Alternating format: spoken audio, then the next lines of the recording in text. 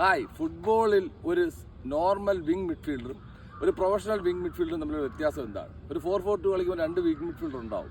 പക്ഷേ നമ്മളൊരു normal midfielder, നമ്മളെ കോളേജ് ലെവലിലേക്ക് എടുത്താൽ നോർമൽ മിഡ്ഫീൽഡറിന് വിങ് മിഡ്ഫീൽഡർ എടുത്ത് പറയുന്നത് പോകും ഒരു ക്രോസ് ചെയ്യും, അല്ലെങ്കിൽ അപ്പുറത്ത് വരുന്ന ക്രോസ് മീറ്റ് ചെയ്യും. ഇതിലുപരി വലുതായിട്ടൊന്നും ചെയ്യാറില്ല. പക്ഷേ ഒരു പ്രൊഫഷണൽ വിങ് മിഡ്ഫീൽഡർ ആണെങ്കിൽ ആ 2 വിങ് മിഡ്ഫീൽഡർ അറ്റാക്കിംഗ് മിഡ്ഫീൽഡറിൻ്റെ പൊസിഷനിലേക്ക് വരും, ഇൻവേർഡിലേക്ക് വരും. അങ്ങനെ ഇൻവേർഡിലേക്ക് വരുമ്പോൾ എന്താണ് സംഭവിക്കുന്നത്? ഡിഫൻസിന് കൺഫ്യൂഷൻ ഉണ്ടാകുന്നു.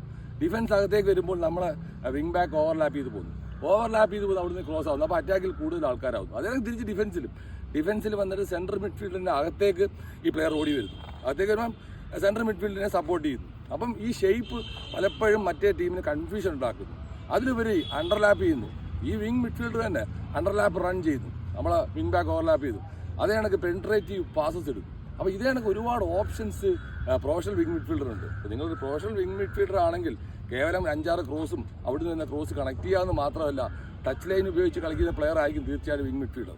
പക്ഷേ ഈ ഡ്യൂട്ടീസ് കൂടെ വന്നാൽ തീർച്ചയായിട്ടും നമ്മൾ അറ്റാക്കിന് മൂർച്ച ഉണ്ടാവുള്ളൂ, എന്നാലേ വിങ് മിഡ്ഫീൽഡർ കൊണ്ടുള്ള ഗുണം ഉണ്ടാവുള്ളൂ. ഫുട്ബോൾ ഇനിയും വ്യത്യസ്തമായ വീഡിയോ ആയിട്ട് കാണാം. ബൈ.